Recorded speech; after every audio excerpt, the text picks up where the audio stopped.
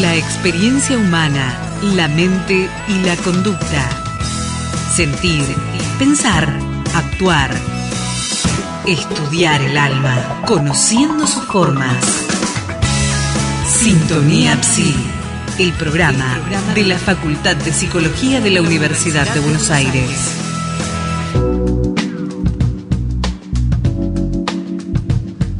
¿Qué tal? ¿Cómo están? Buenas noches a todos, bienvenidos. Qué lluviecita que tenemos en Buenos Aires, una lluviecita que estas que no se ven pero que molestan intensamente. Bueno, impresionante. Tenemos 12,2 de temperatura, las 9:03 en plena vacaciones de invierno, lleno de gente, va lleno de niños, algunos shoppings, centros comerciales y las veredas, pero bueno, el clima, viste, que hace que los chicos se queden en casa y la familia y los padres deben reinventar las actividades dentro de intramuro, digamos, ¿no? Los pibes quieren que salga al sol, pero bueno, por el momento el pronóstico del tiempo lo que anticipa es que tendremos estas características climáticas. Por fuera del clima exterior, nosotros estamos aquí en la radio, en Radio UBA, que es la radio de la Universidad de Buenos Aires. Estamos donde están todos ustedes. Gracias por sintonizarnos y por acompañarnos siempre. Esto es Sintonía Psi, Sintonía con la Psicología, hasta las 10 de la noche, desde las 9 y hasta las 10, ya en la mitad del año prácticamente. Se nos fue volando el primer parte de cuatrimestre, y los que estamos en la facultad, felices de comenzar las vacaciones de invierno y sumergirnos o en el colchón o en Netflix, ¿no es cierto? No tomar más exámenes. Pero bueno, es como precalentar motores para la segunda parte del año, y ustedes saben que en la segunda parte del año, ya cuando termina el año, tenemos el Congreso Internacional de Psicología en nuestra querida facultad, lo que es toda una temática y una gran preparación. 10 años haciendo este programa de radio, ya pasó un montón de tiempo, y con el mismo equipo. Así que, Jorge, buenas noches, Dolores Prosen. Me llamo Lisandro Cejas y como siempre los invitamos a que se vayan comunicando con nosotros al 5285-5962 y el 5285-5963. Hoy tenemos la presencia de dos invitados especiales que vamos a tocar un tema muy actual, y lamentablemente las estadísticas muestran que la cantidad de adictos al juego va en incremento, al menos en la ciudad de Buenos Aires y en nuestro país, según las últimas estadísticas. Nos acompaña la licenciada Mariela Coletti, ella es psicóloga y es psicoanalista, es fundadora y directora de Entrelazar, del Centro de Tratamiento y Asistencia de la Adicción al Juego, asistencia psicoanalítica individual, familiar y psiquiátrica, ¿no? Es especialista justamente en adicción al juego, ha trabajado y sigue investigando en la temática, es autora de La adicción al juego no va más, en colaboración con Débora Blanca, y Cuando el juego no es juego es adicción, del año 2016, pero en el 2012 también ha escrito el tratado sobre juego patológico, y ya estuvo con nosotros. Mariela Coletti, ¿cómo estás? Buenas noches. ¿Qué tal, Lisandro? Gracias por invitarnos. Igualmente es la segunda, ¿no?, que venís. Sí, o la tercera. La tercera, sí, bueno. Me parece que es la tercera vez. Y no es la vencida, no será la vencida. En este caso nos acompaña también el licenciado Benjamín Silva, el licenciado en Psicología, genera investigaciones también con respecto a la temática y trabaja en Entrelazar. Benjamín, ¿cómo estás? Buenas noches. Muy bien, muchas gracias. ¿Todo bien? Por la invitación. No, sí. Bueno, muchas gracias, más que nada. Primero la hora, ¿no? En esta hora que la gente teóricamente muy común y corriente está cenando a esta hora, no podemos elegir el horario del programa, y encima que el horario a veces no acompaña, porque cuando está el clima es que, bueno, los jueves comienza el fin de semana, entonces la gente, uno ve chicos de 30, 40 y un poquito más dando vueltas, pero bueno, en este caso doblemente el agradecimiento por parte de lo que es la Secretaría de Extensión y Bienestar Universitario de la Facultad, que les agradece la presencia. Y aparte los oyentes, y una temática muy actual. Justamente recién estábamos charlando con Mariela, se me dio por googlear algunas cuestiones en relación a las últimas estadísticas, y a veces ir a jugar a las maquinitas, a cualquier lugar, ya sea Puerto Madero o a cualquier juego, puede llegar a ser una diversión, pero a veces hay un límite en que los usuarios se transforman en no solamente dependientes, sino adictos al juego. La pregunta que les quiero hacer a ustedes, a los dos, a Mariela y a Benjamín, ¿cómo es que les interesa a ustedes esta temática justamente de la adicción al juego, la ludopatía? ¿Cómo nace en ustedes este interés por investigar esto tan específico? Bueno, a mí particularmente me nace de casualidad, podría decirte, por azar, si se quiere. Ajá. Fue una circunstancia en la que tuve la oportunidad de atender muchas personas con este problema, que venían con una demanda espontánea de ayuda respecto de algo que se les había ido de las manos. Eso fue hace muchos años, y después a partir de ahí me di cuenta que era un espacio ese clínico que no estaba muy explorado, especialmente desde la orientación lacaniana. porque me puse a investigar y había pocos textos, pocas articulaciones, y bueno, y eso a mí se ve que me cautivó un poco, porque es algo que, si bien tiene visos, digamos, de adicción, a veces se trata de un síntoma, pero muchas veces se trata de una adicción, tiene sus diferencias con otras. Entonces, bueno, esa beta me interesó. Y Benjamín, ¿cómo fue tu interés con respecto a esto? Porque viste que en la carrera de cada uno va eligiendo cosas que los convocan, que a uno le va resonando. Sí, mi entrada a la carrera de psicología estaba muy motivada por la cuestión de conocer la locura. Ajá. Eso en la entrada. En la salida, o sea, cuando estaba egresando, hice una materia sobre adicciones y me enganché mucho al tema. Me gustó mucho, y un poco por extensión, por el recorrido de investigación y de formación que fui haciendo en relación a la temática de las toxicomanías y el alcoholismo, me encontré con la ludopatía, que, como bien dice Mariela, no es lo mismo que una toxicomanía, no es lo mismo que un alcoholismo, pero tiene puntos de entrecruzamiento, para mi gusto, con la toxicomanía y el alcoholismo, y con la locura también.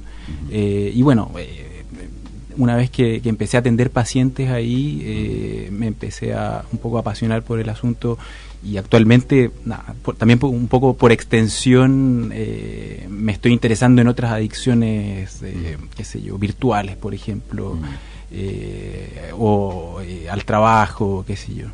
La clínica misma va a veces abriendo esos caminos. Y aparte, estimo que hay cuestiones, como suelen decirse, epocales, ¿no? Porque la cuestión es de las adicciones muy presente en esta época actual, ¿no es cierto? El sujeto es llevado a veces a consumir diferentes objetos, ya sea alcohol, sea sustancias psicoactivas, sea trabajar demasiado, hacer demasiado deporte, jugar en un desborde. ¿Qué es lo que hace que un sujeto pase de jugar a quedar instalado en una cuestión tan adictiva al juego? Bueno, respecto al primer comentario que hiciste, me parece que se puede constatar, si uno hace un recorrido histórico por el hecho de la ludopatía, si en realidad la palabra ludopatía es nueva. Digamos, ahora nos dice algo la palabra ludopatía, pero hace 20 años no nos decía nada, o sea, como que se inventó. Y que en realidad el jugador clásico, el que describía Dostoyevsky, o el que podíamos llamar el burrero, que era, por ejemplo, del siglo pasado, fue transformándose. Entonces, lo que encontramos hoy, que es una sociedad, como vos bien decís, que empuja el consumo y a que los mismos consumidores sean consumidos, hizo que también la cuestión del juego patológico pasara a convertirse en algo diferente. Ya no hay tantos jugadores clásicos como antaño, y ahora lo que hay es un predominio de las adicción a las máquinas tragamonedas y las apuestas online.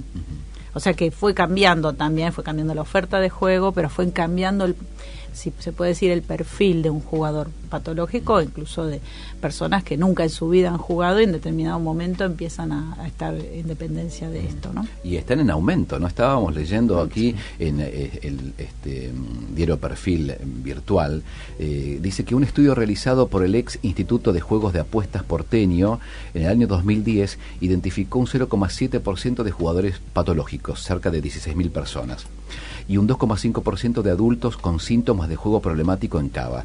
Cuando repetimos el estudio, dicen ellos, en el 2015, hace poquito tiempo, hace 3 años, el valor de 0,7 se elevó a 1,8%, mientras que el porcentaje de porteños que apuesta se mantuvo estable cerca de un 40%.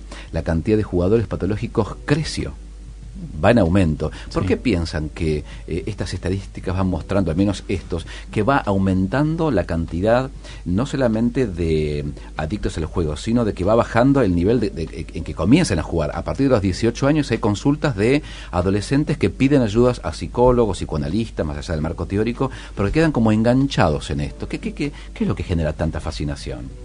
Hay una cuestión, como dijiste antes, epocal, digamos. La adicción es hoy en día el paradigma de la relación del sujeto con el mundo, digamos. El modo, incluso se ha empezado a hablar de adicciones a personas o de relaciones adictivas. O sea, lo adictivo empieza a proliferar por todos lados. Ahora, que la ludopatía haya aumentado en particular tiene que ver con eso, como un contexto más general de la sociedad occidental. Y podríamos pensar que también tiene que ver con la oferta, digamos. no sé, hay distintos factores que inciden en eso, la descomposición del lazo social, la fragmentación y el aislamiento, digamos, también es algo que predispone, por decirlo de algún modo, a los sujetos a engancharse a algo. Sí, discúlpame, también la desaparición de los espacios para jugar.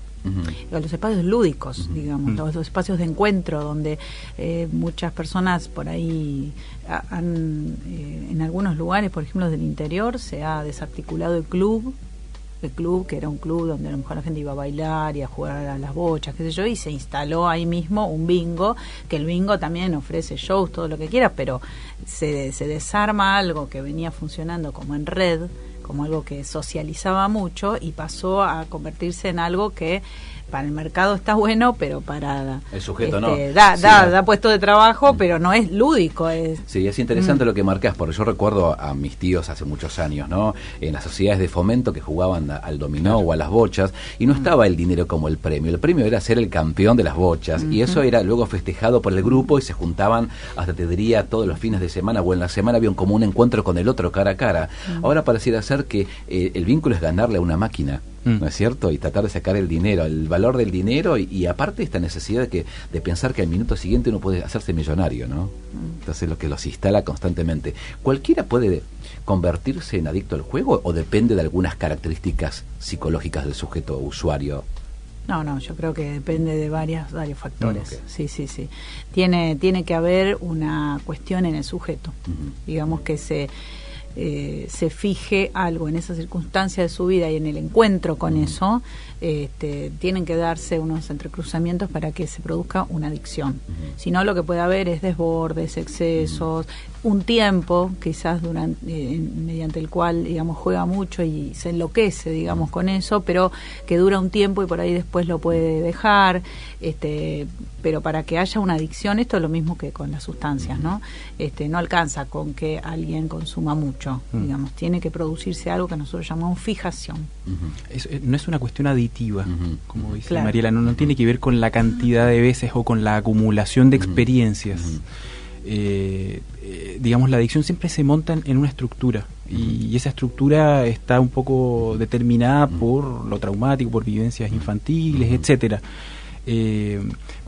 Notamos que en general en la ludopatía hay como precondición, por decirlo así, un encuentro con la buena fortuna en algún punto. Sí. En todos los pacientes, si uno los escucha, en todos ha habido en algún momento una experiencia de satisfacción intensísima con respecto a una ganancia, ¿sí? O con una experiencia inédita, que nosotros lo llamamos de goce inédito, es decir, una satisfacción inigualable. Es interesante porque a veces cuando hablamos de mujeres u hombres, no sé cómo está la estadística, se juega más, si son más los hombres o las mujeres los adictos. Se llevan puestos la familia, el trabajo, la propia salud, están constantemente allí, pierden la noción del tiempo y del espacio porque se sienten, y a veces hay personas que están todo el tiempo, ¿no es cierto? Y ustedes, vos como fundadora de Entrelazar, nominaste a esta fundación Entrelazar. ¿Cómo se origina en vos esta idea de entrelazar? ¿Qué es lo que debiera entrelazarse allí? ¿Cómo lo pensaste? Muy buena pregunta. Bueno, la palabra para mí resume varias cosas, que entre ellas el azar y el entre. O sea, y también los lazos. O sea, lo que parece, digamos, muy importante restablecer en una persona que viene con este problema no es solamente que se desenganche, que ese goce que es maníaco, el que se establece ahí, por eso produce estragos, se acote, se derive para otros lugares, se pueda trabajar, sino también la ruptura de los lazos, que todo eso conllevó, los lazos familiares, como vos decís, los lazos al trabajo, los lazos a sus momentos de placer, los lazos a la vida, digamos, se puedan reformular. Entonces, Entrelazar sintetiza un poco el trabajo que nosotros hacemos. O sea, no solamente tratamos de que esa persona reteja, digamos, su estructura, digamos, con el otro, sino que además nosotros mismos trabajamos entre nosotros para poder llevar adelante el trabajo. Por eso proponemos además que se trabaje con la familia, que, digamos, es un trabajo entre varios, Por eso también el nombre. Es interesante. ¿Y son ellos los que piden ayuda o son a veces los familiares los que llevan al adicto a la consulta? Porque a veces, digo, yo voy tocando como de oído, no soy especialista, pero generalmente el objeto, digamos, ya sea el trabajo, la adicción, digamos, a cualquier objeto, viene a poner un poquito la pregunta por el deseo, el ser estar en el mundo, digamos, y a veces se establece un equilibrio tan interesante, una consolidación tan fuerte que el sujeto no llega a la angustia demasiado. La pregunta es, ¿llegan a entrelazar, a pedir ayuda por su propia cuenta o son los familiares los que los acompañan, los que le dicen, mira, estás jugando mucho? ¿Qué es lo que han encontrado en las prácticas clínicas? El 90% es la familia. La familia. Claro. Sí. A veces hay jugadores que están muy angustiados, sumamente angustiados, desesperados, que se dan cuenta que esto se les va previos a ideas de suicidio, o sea, están en un extremo. ¿Tan fuerte? Sí. Porque se presenta una cuestión muy límite cuando alguien siente que como que toma conciencia de lo que hizo, y puede haber una sensación tan desesperante de que acá no hay salida, que quizás la salida que se le presenta como a nivel de la fantasía, y en algunos casos del pasaje al acto, es la fantasía de matarse para terminar con el problema. ¿Sí? O sea, por eso te digo que es bien grave, no solo lo que produce en la familia, sino también lo que produce en sí.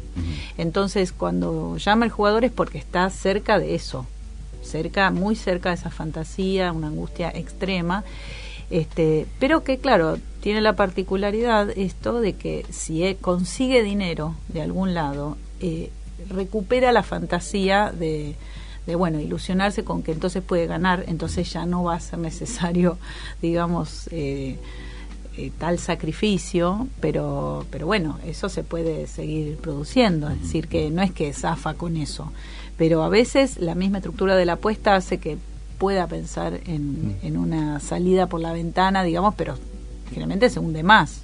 Pero eso hace que se postergue mucho la consulta también. Por eso son los otros los que lo detectan. Es la familia la que se da cuenta que acá hay algo del orden del desborde. ¿Y qué has escuchado en tus encuentros con ellos? A mí me encanta preguntar estas cosas porque es la cocina de la clínica. Benjamín, ¿cómo te encontraste con ellos? ¿Qué es lo que pudiste escuchar? Una constante, por ejemplo, tiene que ver con la relación del jugador con la pérdida. Eso es uno de los motivos precisamente por los cuales la familia se da cuenta o resiente en primer lugar esta adicción, digamos, porque el jugador tiene una posición muy particular respecto de la pérdida. Si bien la padece, decimos hay ahí una satisfacción, digamos, en el autocastigo, una satisfacción en el perder por sí mismo, digamos. Se suele creer que el jugador lo que quiere es ganar, lo que quiere es el dinero, y la verdad es que lo que quiere, en todos los casos vemos, es perder. Qué interesante. Es un adicto a perder. Entonces, a ver, esa es una idea que contraría el principio del placer, digámoslo así, que contraría el sentido común, y eso, toparme con eso en la clínica, para mí no deja de ser sorprendente siempre, en todos los casos. Está asociado con, digamos, con la pulsión de muerte, digamos, esta cuestión del castigo. Qué interesante, porque desde lo imaginario yo diría, bueno, ¿qué quiere un apostador? Y ganar, pero la lectura es lo contrario, es como si está esperando que el otro lo sancione con algo del orden de la pérdida o de la castración, ¿se podría pensar? ¿De la falta? Sí. Bueno, digamos, haciendo una orden de perdón, Freud, una silvestrada, digamos, ¿no? sin transferencia mediante, me lo puedo permitir también, ¿no? Acá, esto de que hace preguntas el entrevistador, ¿viste? Está en el lugar del no saber, podemos preguntar, a veces unas pavadas, pero... Esas son las mejores. Las preguntas, las pavadas son, ¿viste? Muchas veces te ponen en un brete. Así que yo invito a los oyentes que se vayan comunicando con nosotros, porque el tema es muy interesante. 5285-5962 y 5285-5963. Estamos hablando acerca de personas que puede llegar a ser un familiar, un amigo tuyo, tu pareja, quien fuere, porque a veces no está muy lejos del círculo de amigos y de familia, que a veces le gusta jugar unas fichas, pero que se quedó plantado ahí sin poder salir. Y es interesante cuando esto tiene un nombre, cuando se lo nomina, cuando uno puede nombrarlo, aparece como una circunscripción. ¿Desde dónde surge el tema de la ludopatía? ¿Desde cuándo aparece esta nominación? Y por primera vez se la nombró así en 1980. No es tanto tiempo, digamos. No, claro, para lo que es una patología psiquiátrica es muy nueva, digamos. Y una patología además que tiene mucha historia. Sí, sí. Pero esto se combina con lo que es la historia también de las adicciones en sí, porque en realidad el consumo de drogas es una cosa milenaria, pero la adicción a las drogas, o sea, las toxicomanías, no es tan milenario. Y con las apuestas pasa lo mismo, o sea, apostar, o sea, eran los primeros juegos de las personas, eran juegos de apuestas, o sea, se encontraron, digamos, dados de miles de años atrás, o sea que se sabe que las apuestas eran, pero la ludopatía, o sea, la adicción a las apuestas es nueva entre comillas, ¿no? Y desde vuestra experiencia, cuando se establecen las entrevistas preliminares o la consulta y demás, aquellos que consultan, ¿tienen cierta, a lo que se llama adherencia al tratamiento? ¿Continúan? ¿Se dan de baja rápidamente? ¿Se trabaja con la familia, a solas? ¿Cómo es el abordaje psicoterapéutico de una persona con estas características?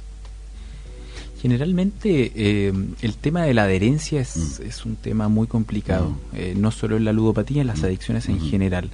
Es por lo mismo que se recurre a terceros significativos, no siempre la familia, puede haber una amiga, un amigo, digamos, que sostenga transferencialmente el dispositivo, porque la compulsión es a tal punto imperiosa, digamos, que las ganas de volver a jugar, y no solo de volver a jugar, sino a veces de tirar todo por la borda, están. Pero no se trata, digamos, de sostener un dispositivo en abstinencia necesariamente. El tema es que el circuito de repetición muchas veces se lleva puesto el dispositivo analítico. O sea, con el retorno al juego es como que todo lo que se había vuelto a enlazar o a reconstruir. Se deshace, digamos. Se deshace porque la adicción es a perder, y a perder no solamente dinero, o sea, es a perder lo que se tiene. Si se alcanza a tener un dispositivo, el dispositivo también es algo del orden de lo que se puede perder. Qué interesante eso, muy interesante. Sí, es más que claro. Estaba leyendo justamente recién, antes de que ustedes estuvieran en los estudios, desde la aparición de las nuevas tecnologías o de las tecnologías de la información, estos artefactos tan fascinantes como los teléfonos celulares y demás, el iPad y demás marcas, ¿no? La vida de las personas cambia y la vida del sujeto cambia en todos los ámbitos. Y estaba leyendo justamente lo charlaba con Mariela, yo no sabía esto, que la adicción a los videojuegos será una enfermedad a partir del año 2018. Yo esto no lo sabía.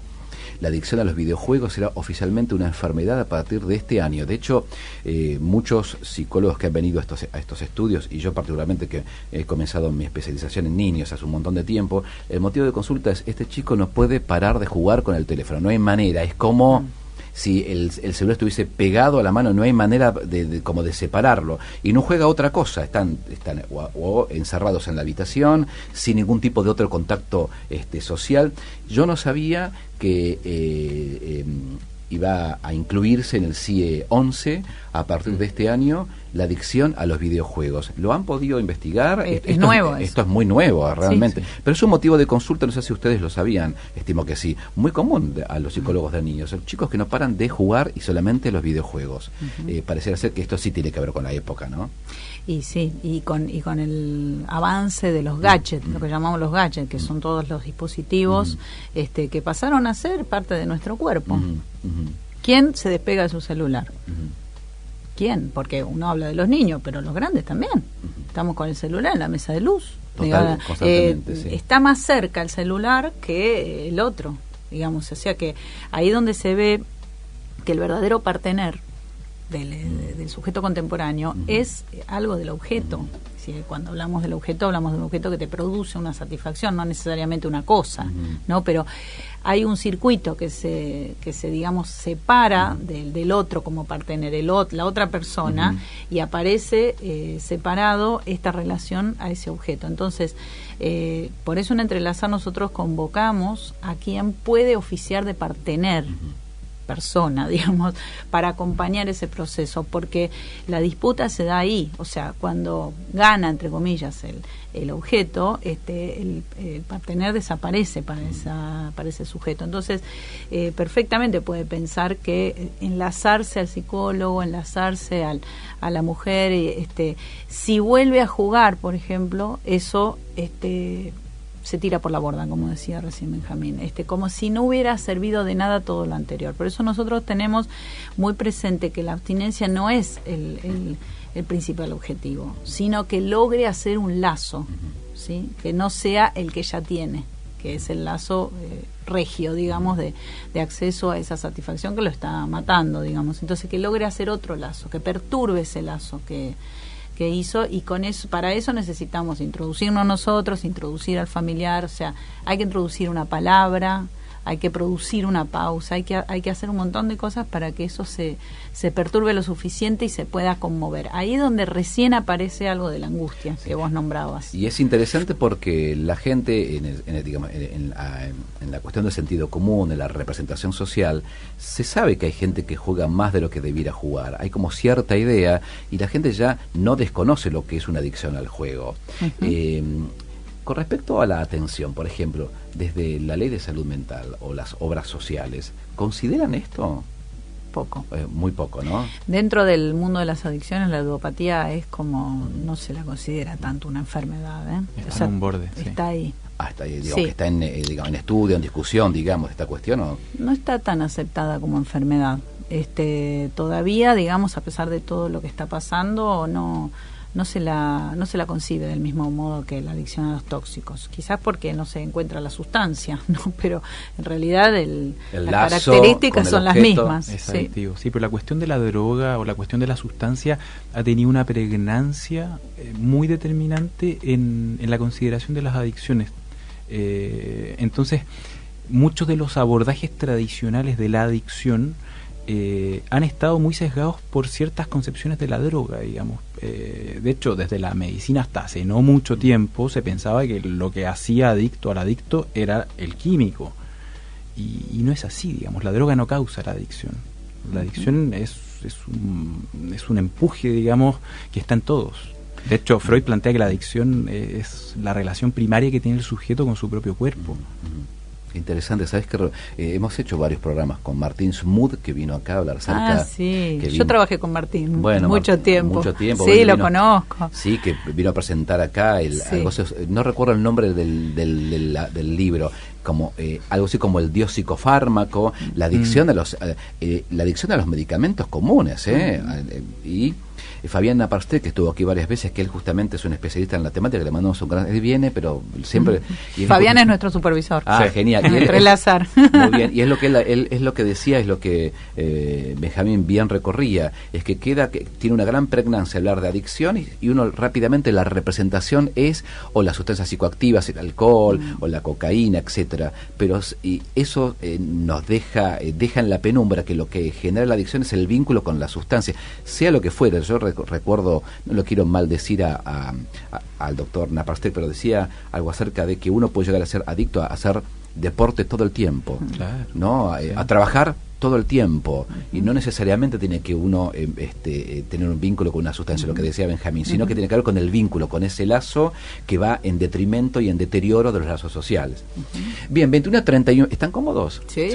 Bueno, me alegro. En broma yo le decía, no le podemos ofrecer tecito ni cerveza, pero un agua fresca acá podemos ofrecerle.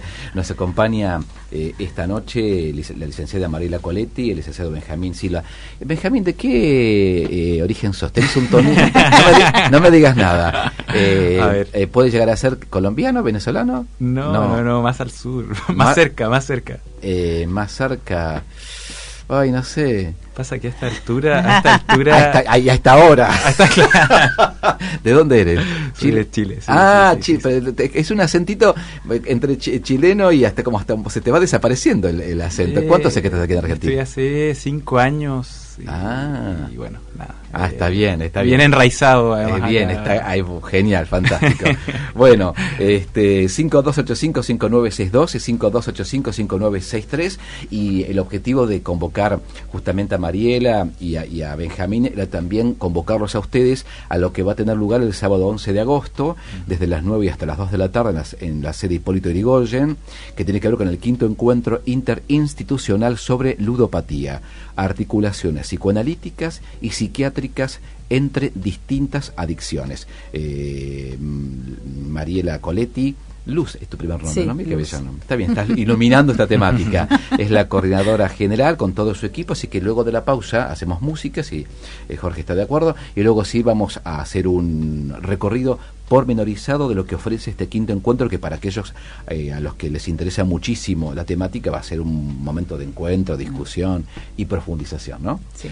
Ya venimos, no se vayan. El saber también está en la web.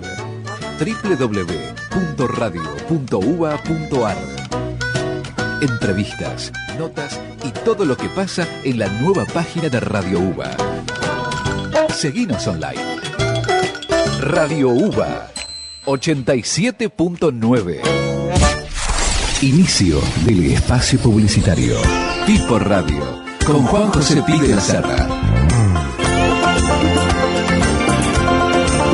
Sábados de 17 a 19 por Radio UBA FM 87.9.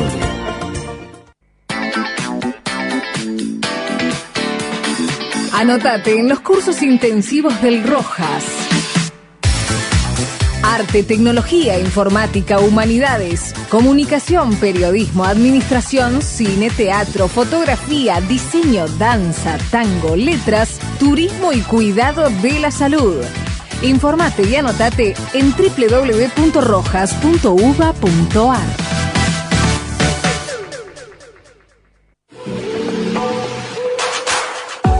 De lunes a viernes, de 18 a 20, Carlos El Pato Méndez y Teresa Focaracio te actualizan la jornada en la vuelta informativa de la radio de la Universidad de Buenos Aires.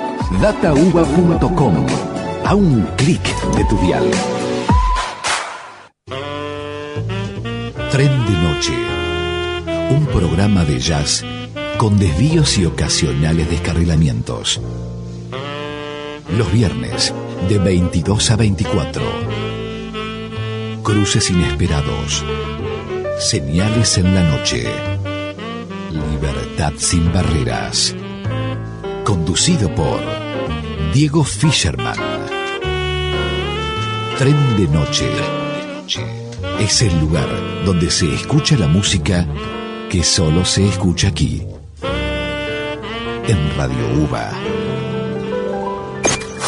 Fin del espacio publicitario. De tu ciudad, de mi ciudad, de tu país, de mi país. Universidad sin fronteras.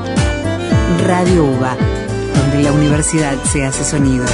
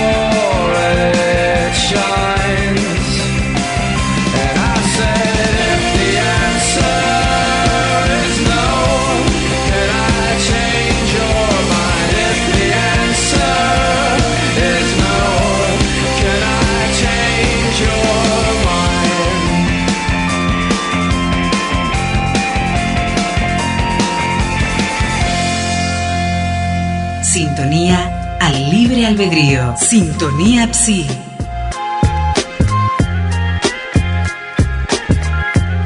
Bueno, muy bien, estamos a 20 minutos de las 10 de la noche, 12.2 la temperatura de este día jueves, lloviznoso, húmedo y demás. Pero bueno, estamos muy cerca de las puertas del fin de semana. Nos acompaña esta noche la licenciada Mariela Coletti, el licenciado Benjamín Silva, y la temática tiene que ver justamente con la ludopatía. Hemos charlado acerca de varias cuestiones y por supuesto ustedes tengan en cuenta que prontamente el 11 de agosto, desde las 9 de la mañana y hasta las 2 de la tarde, en la sede Hipólito Yrigoyen, en el aula número 5 en planta baja, tendrá lugar el 5º encuentro interinstitucional sobre ludopatía, articulaciones psicoanalíticas y psiquiátricas entre distintas adicciones. Bien, esto es lo que vamos a contar en un ratito, pero armamos algunas preguntas para ir desplegando la temática y Mariela mostró como pertinente diferenciar los juegos de máquinas y de casino. Yo para mí era lo mismo, pero se ve que según el usuario no, hay como una modalidad diferente. ¿Podrías contarle un poquito a la gente, Mariela, las diferencias entre ese tipo de juegos? Sí, en realidad la diferencia entre los vínculos que se establecen entre lo que sería un sujeto y una máquina y un sujeto y una apuesta de casino. Digamos, es muy común encontrar que a alguien que le gusta mucho apostar a la ruleta le parezca una pavada a la máquina, digamos, porque lo que le interesa es ese desafío, esa adrenalina que siente en la apuesta en el paño. Si bien hay ruletas electrónicas, digamos, tienen como otra estructura. Y lo mismo pasa con las mujeres, que es muy común, o sea, hay una gran cantidad de consumidoras mujeres de las máquinas, incluso mujeres jóvenes, mujeres de tercera edad, que están solas y que van a las máquinas mucho tiempo. Es raro que se las vea en un blackjack o en un juego más de casino que es más violento, como dicen los pacientes, que por ahí si no tienen mucho dinero, a muchos pacientes me dicen, si no tienen mucho dinero no van a jugar, porque no tiene sentido, mientras que en la maquinita puedes estar horas con poco dinero. Entonces ahí se ve como que hay una diferencia en términos libidinales, si se quiere, porque no es lo mismo aquel que está buscando sentir ese riesgo en la incertidumbre de la apuesta, ¿sí?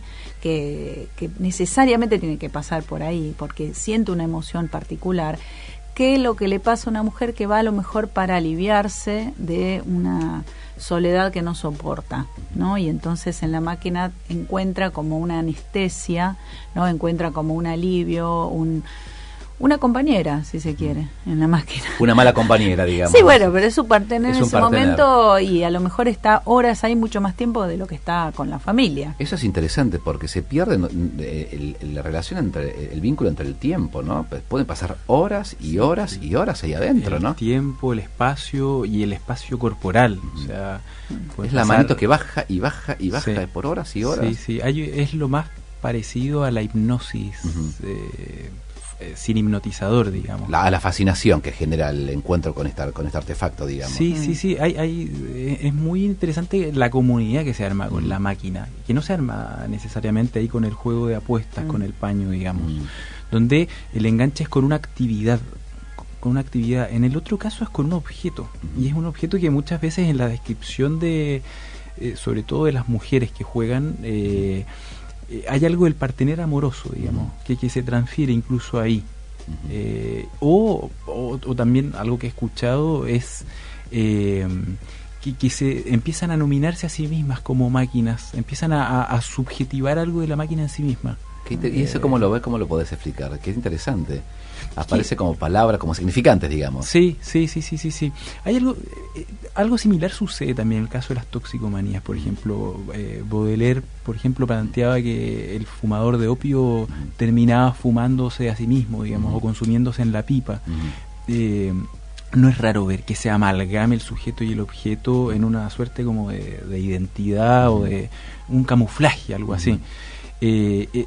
Tengo la impresión de que en el juego de apuestas hay un poquito más de distancia. Eso. No, y además el otro, como figura, está más representado, porque el jugador de casino está desafiando al azar. O sea, el jugador de casino apuesta que le va a ganar al otro. El otro está de algún modo representado. Es un juego de gano o pierdo, ¿sí? Y en la máquina no es tan así. es como si se desdibujara la figura del otro en la máquina y apareciera más en primer plano la del objeto para tener goce, digamos. Pero en cambio, en el jugador que apuesta fuerte, que es el más refractario quizás al tratamiento, porque no reconoce un otro, digamos, del saber, sino que él está en plena pelea con alguien a quien le quiere ganar, ¿no? Me parece que ahí se juega otra dinámica. Entonces, en ese sentido lo distinguimos y tratamos de localizar, digamos, de qué se trata, ¿no? ¿A qué está jugando, podríamos decir? ¿Con quién está jugando? ¿No? ¿Con quién se está relacionando esa persona que está teniendo esa actividad? ¿Hay alguna fantasía de por medio en el juego? Ese tipo de cuestiones determinan como panoramas vitales distintos, digamos. Si alguien juega, como decía Mariela, para ganarle al destino o teniendo en mente que quiere, qué sé yo, salvar a la familia, no es lo mismo que si juega y no piensa en nada. ¿Qué mediación tiene el pensamiento? ¿Cómo juegan ahí determinados significantes que juegan, digamos, en la actividad del juego? Eso es algo que además nosotros tenemos muy presente, bueno, porque venimos del psicoanálisis, nosotros no hablamos de el jugador o la ludopatía, hablamos de los sujetos, porque la verdad es que hay unas diferencias enormes entre uno y otro. Ajá. O sea, no podemos generalizarlo, o sea, se pueden distinguir determinadas cosas que son paradigmáticas, pero después en cada caso hay que ver cómo se maneja eso, ¿no? Otro de los temas que está vertebrado es la medicación, ¿no? Y el abordaje psiquiátrico, sí, ¿no? ¿Cómo piensan estas cuestiones? Y a mí me parece que es fundamental la pata psiquiátrica del asunto, porque no en todos los casos, pero en muchos casos nosotros nos encontramos con una base psicótica, digamos, donde la ludopatía aparece como una forma de suplencia. Entonces, si nosotros estuviéramos solamente orientados a que el sujeto se abstenga, lo que lograríamos quizás es un mal mayor, que es que se desencadene otra cosa.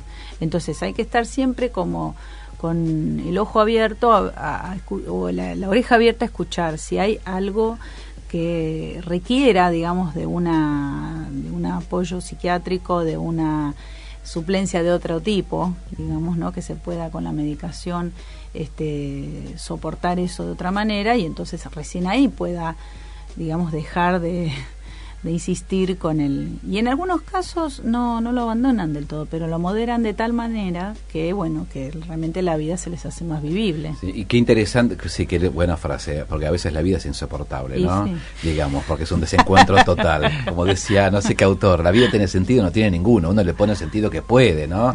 Y a veces el que puede, ¿no? Y a veces el objeto droga ahí viene como a obturar, digamos, ese agujero nodal de la existencia del sujeto, ¿no? Yo me quedé pensando sobre esta cuestión de las adicciones y sobre esta cuestión de la época, ¿no? Porque la época siempre provee objetos para consumir, y el sujeto donde se va fumando de a poco. La idea de la pipa, el sujeto y la pipa, ¿no? es más que interesante. La otra pregunta que les quiero hacer es, ya estamos por el quinto encuentro, y entonces, claro, no es el primero, sino es el quinto, y no va a ser el último.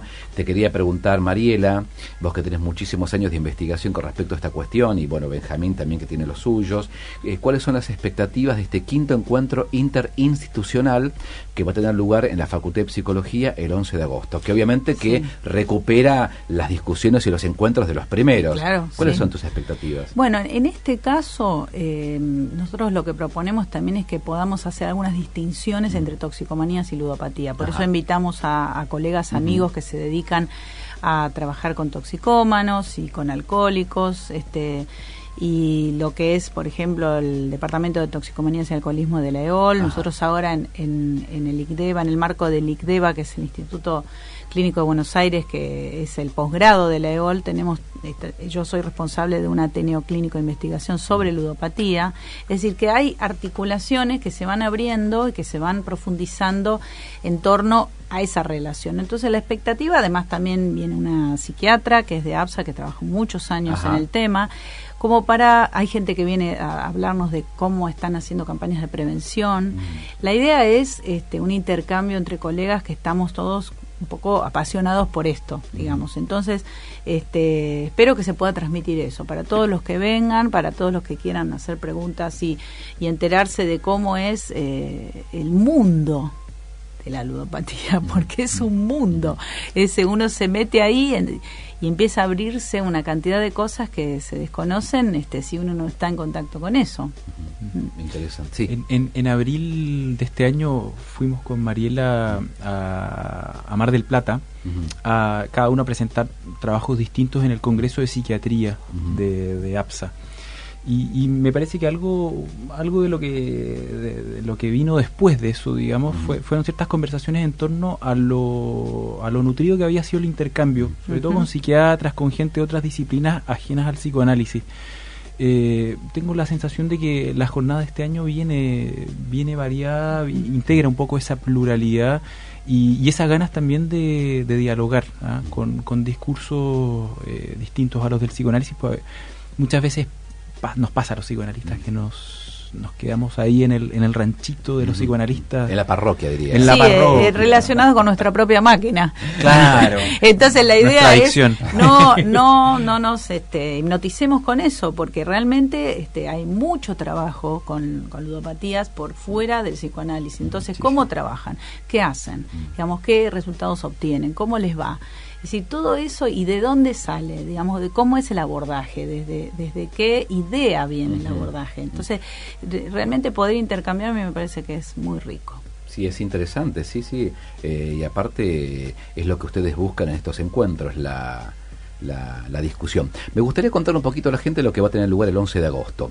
Los ejes temáticos van a ser la clínica diferencial de la ludopatía y las toxicomanías, psicoanálisis aplicado y dirección de la cura, psiquiatría y prevención, invitados, grupo 10, asistencia y prevención de las adicciones, departamento de toxicomanías y alcoholismo de la EOL, como justamente dijo Mariela recién, Ateneo ICDEVA EOL de investigaciones ludopatía y psicoanálisis, Hugo Rosarios, ¿sí? Del CSM, el Centro de Salud número 1. Gracias, muy amable, me lo ha traducido. APSA, capítulo juego patológico y adicciones comportamentales.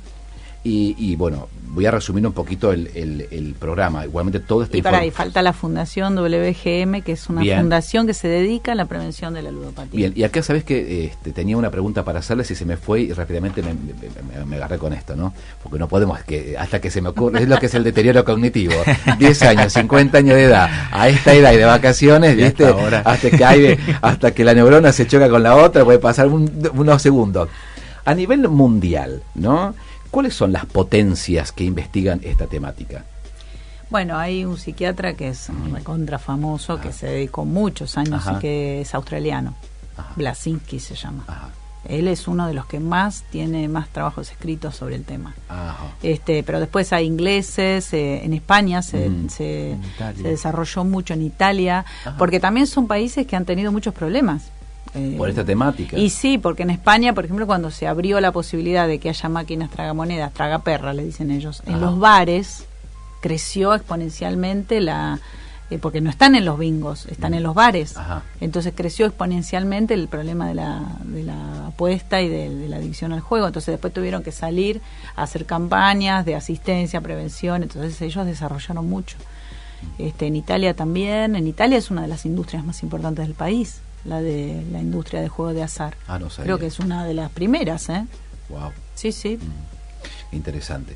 Volviendo al tema del quinto encuentro, si me permitís, Mariela, les cuento un poquito a los oyentes, que no se lo pierdan porque va a ser muy interesante. Sábado 11 de agosto, de 9 a 2 de la tarde, a las 8:30 la acreditación. ¿Se pueden seguir inscribiendo ya? ¿O ya sí. Sí, aunque aparezca, a veces aparece que... Como cerrado, pero hay que insistir y hay que buscar, porque hay un link para inscribirse previamente. Y bueno, hay que buscarlo para poder inscribirse. Y si no, bueno, ese mismo día también se puede. Bien. Allá de 9 a 9 y cuarto, la apertura a cargo de Mariela Coletti, que vas a hacer tu discurso como inaugural también. Y luego de 9:15 a 10:30, ludopatía y toxicomanías, abordaje y dirección de la cura. Andrea Dower, Claudio Spivak, y Mariela Coletti con la coordinación de Adriana Lesende de Entrelazar. ¿Sí? A las 10:30 hasta el mediodía, Guiomar Dotti, ¿sí? Pedro Castella y Cintia Villarejo, Entrelazar, bueno, el programa de asistencia en Vicente López, Inés Funes y Marcela Suengas, y va a estar coordinando y comentando Claudio Spivak. Porque esa es una mesa clínica donde se va a hablar, hay 2 casos que se presentan y un tema que lo presenta Guiomar, y Claudio va a comentar los casos, o sea, va a hablar de los casos clínicos. Es interesante la discusión, ¿no? Porque cuando uno tiene un caso clínico, como claro, que se lo acerca mejor, ¿no? Al menos para los, sí, me encanta escuchar el caso totalmente clínico y la articulación, sí, uno como que lo puede tocar más la realidad, una transmisión ¿no? distinta sí, de la problemática. Sí, más tangible, sí. A las 2:30 y hasta las 14, articulaciones clínicas, psiquiatría y prevención. Y acá me instalo, porque me parece que es fundamental la cuestión de la prevención. No puedo no preguntarles a ustedes, pues es una cuestión de problemática de Estado, casi uno podría pensar esto, ¿no? Política. Política, el Estado tenía que estar muy... Hoy hablabas acerca de la vista bien atenta, del oído bien atento, digamos. El Estado no puede estar mirando hacia otro lugar.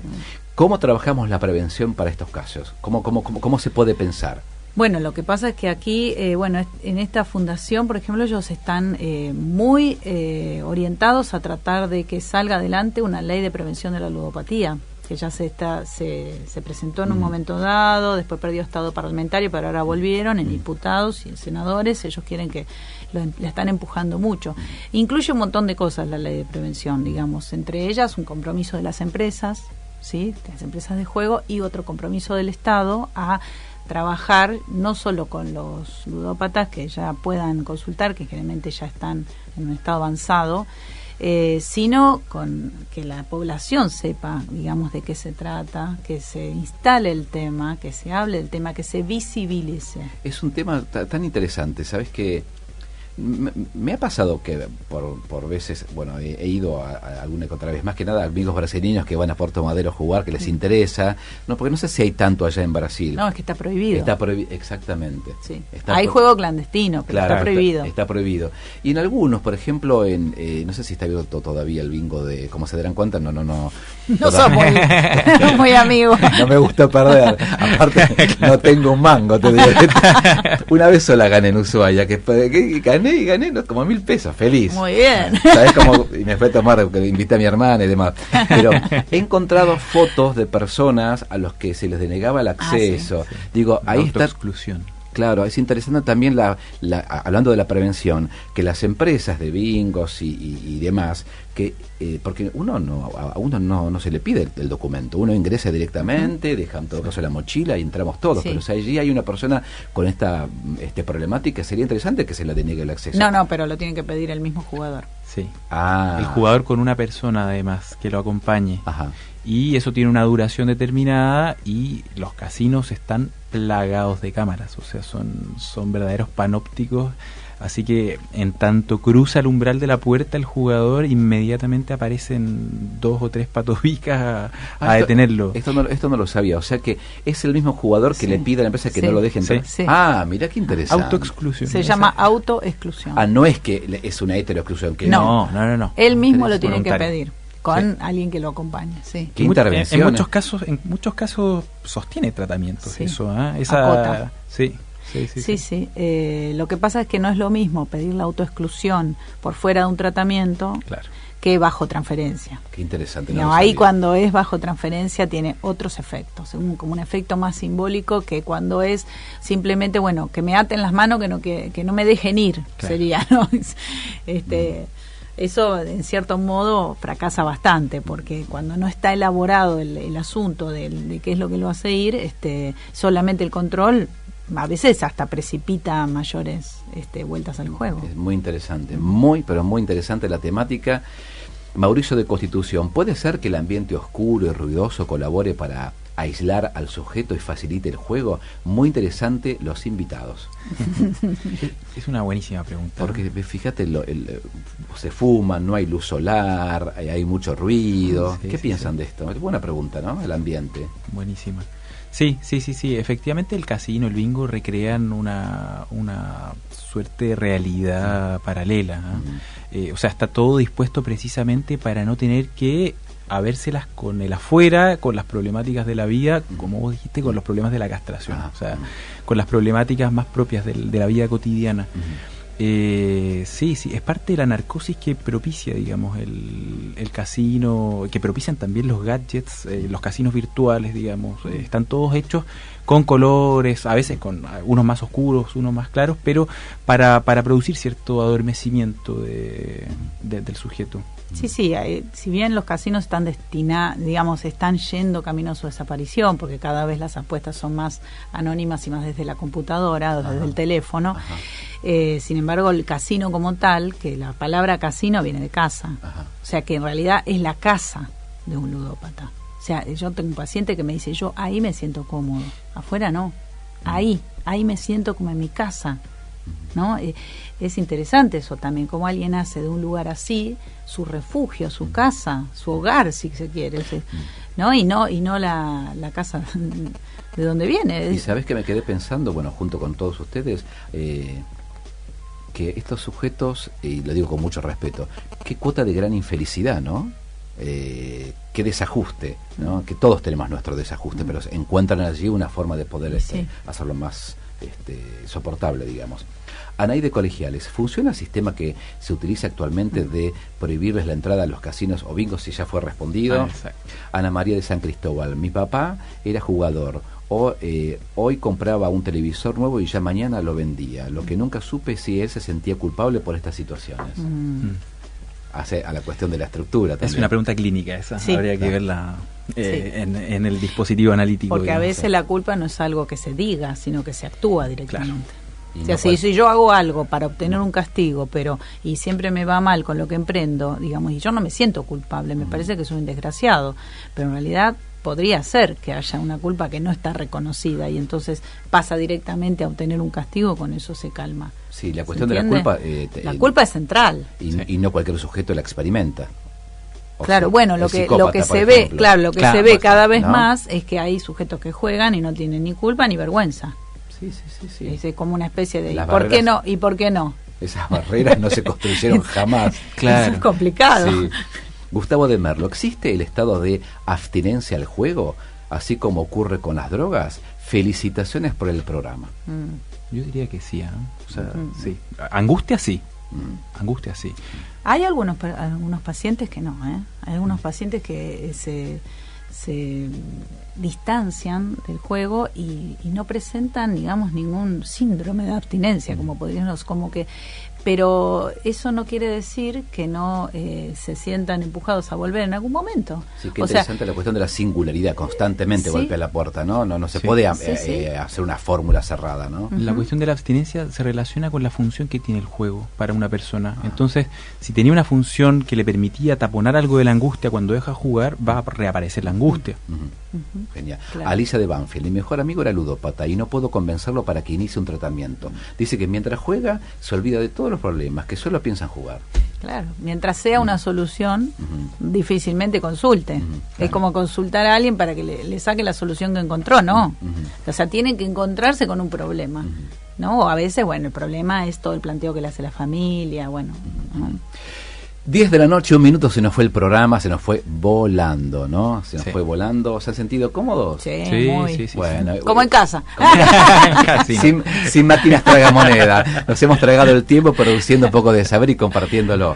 Bueno, ustedes produciéndose, yo los he entrevistado. Un placer haberlos tenido. Mariela Coletti, psicóloga, psicoanalista, fundadora y directora de Entrelazar. Benjamín Silva, licenciado en psicología también, genera investigaciones también y trabaja en Entrelazar. Una alegría que estén con nosotros. Y los esperamos entonces a los invitados sábado 11 de agosto de 9 a 14 en la sede Hipólito Yrigoyen, 3242. Está toda la información en la página de internet. Se dice cerrada la inscripción, vayan igual porque hay lugar.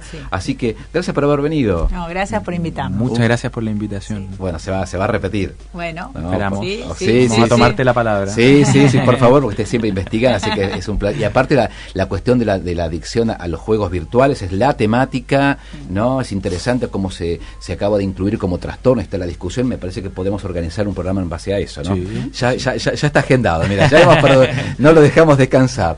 Bueno, han sido muy amables, Jorge muy gentil, Jorge sigue toda la noche trabajando, Dolores Prosen, muy gentil por estar, me llamo Lisandro Cejas y gracias por estar con nosotros y por todos los llamados telefónicos que hemos recibido. Nos encontramos el próximo jueves aquí, que estén muy bien.